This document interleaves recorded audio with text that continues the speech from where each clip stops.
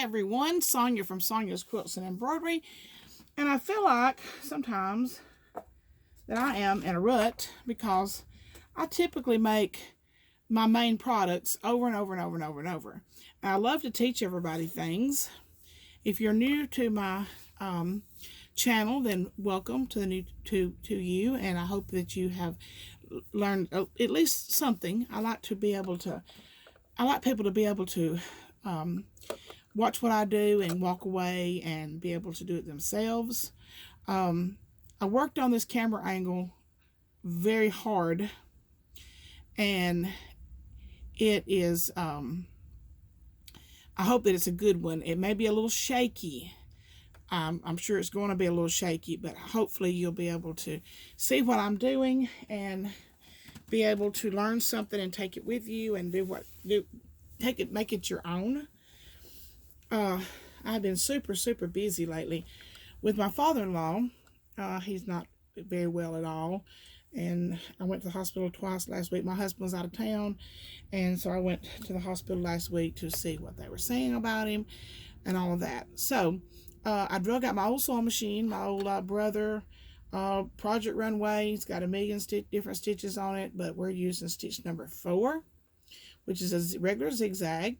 I've got my stitch length set at 0.4 and my stitch width at 4.0. So 0.4 on the stitch length and 4.0 for the stitch width. And I'm going to show you how to applique. Now, I have a big Brother 6-needle sewing machine, but it's not big enough to do this project.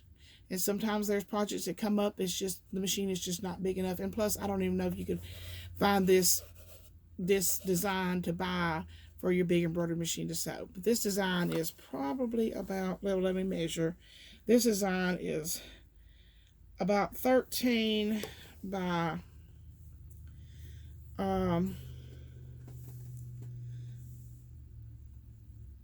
about 11 inches. So my machine will not embroider anything that big. So I'm going to show you how to do it freehand on your sewing machine. This is actually baseball stitches. I've already done the other corner, and I'm doing this on muslin. And I've already done this corner, and I'm doing each corner of two opposite corners to do this baseball quilt. You can go to my Facebook group, and you can look to see the finished product. It's actually, the customer sent me a picture of their little grandson laying on this quilt. This quilt is absolutely adorable, and it's fairly simple. It's time consuming, but it's fairly simple. And I'm going to show you just briefly a few of the, I taught myself to do this, oh gosh, 20 or 30 years ago, I guess, how to free motion applique, I guess you call it. And it was just a lot of trial and error. And this is a very simple pattern, so I'm not going to really be showing you a lot of tricks to applique, because this is what I've got going on right now. This quilt needs to be finished probably for a baby shower, and it needs to be done in the next couple of weeks. So I'm getting it done. I like to you can use scrap paper. Don't use newspaper, because newspaper the ink will rub off on your design, your fabric. I'm using just this printer paper, and I'm going to lay it down, lay my quilt on top of it, and this paper just makes it easier to move, and it helps give some more thickness to what we're doing. And plus, it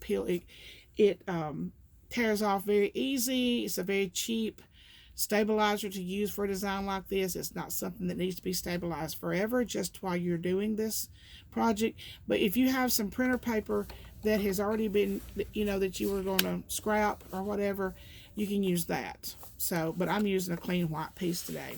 And we're going to set our needle down just to the inside of our design. I don't know if you can see this or not, I hope. Anyway, I'm doing the best I can with what I've got to work with here.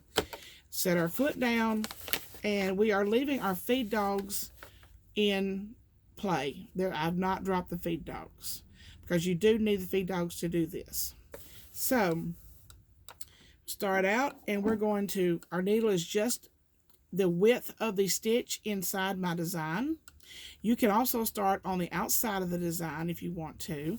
And we're just going to start sewing and just turn our fabric as we go to get these baseball stitches applique. Now, I'm not used to working with a machine that's this slow, but unfortunately, my commercial machine does not make a zigzag stitch. It does a straight stitch only. And I had to drag this one out, and I thought this machine was beyond repair. These machines are not made to be worked on, sewn on 8 hours a day, 10 hours a day, every day. And I'm bad about burning these little machines up. But I bought a new pack of needles for it, put a new needle in it, and it's sewing perfectly. So it does have a little life left in it. So now I run to the edge of my paper under here. So I'm just going to take, I only not like a little further, and I'm just going to take a piece that I have torn from the other side that I've already done, and just continue on with my design. Now, if you're doing a design, if you're doing a part of your applique that is going to be like inside your design, and you need to secure that stitch, I would just do a couple of back and forths over that. Just go backwards a couple of stitches and forwards a couple of stitches to kind of lock that into place. But this particular part right here is actually going to be caught up in the binding of my design. When I get ready to, when I quilt this and do the binding, it will be caught up in the binding. So I'm not going to lock this into place. I'm not going to secure this. And then we'll lift our needle up, and then we will turn it, and we'll go back down the other side. Just simple as that. And this may take some practice. So what I would suggest you do if you want to learn this technique is to cut you out. And I used a temporary bond. I used the pink label, purple label, whatever you call it, heat bond. You cannot use the red label. The red label is considered a permanent bond, which it's not, but it will gum up your needle. So use the lightweight heating bond, and I believe it's, in my eyes, it looks purple. Some people say it's pink, but to me, it looks purple. But, and then I cut my piece, I freehanded, well, actually, I used a plate to get this curve that I wanted, and then I cut out my little side stitches here, my little short pieces at 1.5 inch by 1.5 inch, and I just laid them out until I thought it looked good, and then I ironed them on and ready to go. And also another helpful tip that I learned by trial and error. Go back to my thoughts. Cut you out a triangle, a circle, a square, maybe an oval, and practice with those until you get comfortable with what you're doing, because there is a different technique for the outside of a curve and the inside of a curve. So you will just need to practice with that until you decided that you're an expert at it. But another little helpful tip is to make sure that your bobbin is the same color as your top thread. That way, if there is even a slight issue with tension of your stitch, then that white thread will not be able to pop through, or a different odd color or whatever. So we're through with that long part, and we're going to switch it over to these little shorts. And I've already made a mistake. So let me show you what my mistake was. I did not start inside of my design. You need to pay attention to the position of your needle, and know that when it's on the left side, you need to put your needle into the design, and if it's on the right side, put your needle just to the outside of your design, which this is absolutely an easy fix, no problem at all. And always work when you're picking out a mistake, always work from the back side. Less chance of an error when you do that. So let's try that one again, see if we can do a better job this time. And my needle is all the way to the left, so I'm going to go inside of my design and start again. And my machine came unthreaded. So let's thread this thing again. Trials and tribulations of trying to, I need to have this, really need to quilt this today. And I really like to, but it may be tomorrow. I have Santa bags on the embroidery machine today, trying to get some of those ready to ship out. And I have got to put a name on this too when I'm done, and it'll be done in red also. And I will try to edit the design to where that it will be pretty close to the same arch of this baseball stitches. Well, come on, thread. There we go. And put the name on this before it's quilted. So that is my dilemma with getting it finished today. I gotta get all these things done. Now this does get a little monotonous here with all these small little pieces, but before you know it, you're done. I mean, you're thinking, oh, and then you actually look at what you're doing. You think, oh, I only like 2 more. It went by fast. And don't pull on your fabric when you're doing this. Just let it go through the machine naturally. And we're going to stop on the outside of the corner there.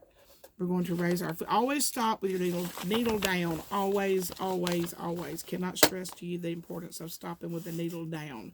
That holds your place, holds your spot, so that while you turn it.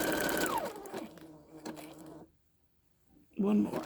There we go. Needle down, raise the foot, and we're going to turn. And it's going to look like a hot mess before you get finished with all these strings and all the paper on the back and all that. It's really going to be a mess. But just a matter of trimming some threads and pulling off the paper on the back, and nothing to it. Back stitch a little bit because this needs to be secured because it's not going to be caught in the binding. And we'll just not even cut our threads. We will just move over to the next stitch. And we continue to do this all the entire until we have applique around every one of these red pieces, and then we'll trim our stitches, and we will tear our paper off the back, give it another good ironing, put our name on it, and then probably iron it again because this is 100% cotton muslin, and so you can't iron it enough. So I hope you learned something from this. I hope you give it a try. If you cannot, I mean, applique has been around a long, many generations, in all different techniques, and there's so much you can do. I mean, and not have to purchase a $9,000 embroidery machine. You can actually do more intricate designs with a little practice. More intricate designs, I would probably recommend you do a more narrow zigzag stitch than I have done. But for this one, a four stitch width is just perfect for this. So anyway, hope everybody enjoyed this. If you didn't, please be nice anyway. Sorry about the camera angle.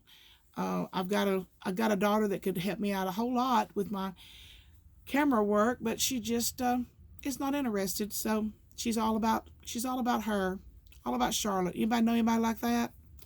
So, you know, I just have to do the best I can do, and I hope you learned something from this, and I hope I give you at least that one more little tip that you needed to be able to be brave enough to do something like this. And just remember, it's only fabric, it's only thread. Anything can be fixed.